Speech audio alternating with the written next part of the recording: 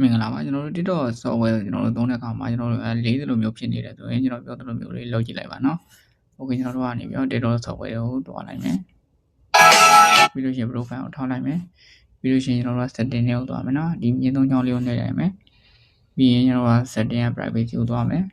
။ပြီးလို့ရှိရင်ကျွန်တော်တို့ဒီမှာနော်အပေါ်နည်းနည်းဆွဲမယ်။ပြီးလို့ရှိရင်ကျွန်တော်တို့ဒီမှာနော် free space ဆိုတာလေးကိုတစ်ချက်နေမယ်နော်။ဒီမှာအမိုက်ပုံလေးနဲ့တွေ့လား free space ကိုကျွန်တော်တစ်ချက်နေမယ်ပြီးလို့ချင်းကျွန်တော်ဒီမှာclear ဆိုတာလေးကိုကျွန်တော်တစ်ချက်နေမယ်နော်ပြီးလို့ချင်း clear ကိုထပ်နေမယ်ပြီးလို့ချင်းဒီမှာ download ကိုလည်းဒီမှာ clear ဆိုတာကိုထပ်နေမယ်ပြီးလို့ချင်း clear ကိုနေမယ်နော် okay အဲ့ဒါလို့ချင်းကျွန်တော်တို့ software လေးအရင်တက်ခါကျွန်တော်တို့ပို့ပြီးတော့တွတ်သွားလိမ့်မယ်နော်ဟိုကျွန်တော်တို့ဒီမှာ session လိုက်မယ်နော်ခုန session လိုက်မယ် session ပြီးလို့ချင်း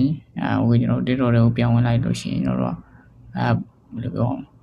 ပို့ပြီးတော့တွတ်သွားလိမ့်မယ်နော် okay အားလုံးပဲဆင်ပြေကြပါစေဗျာ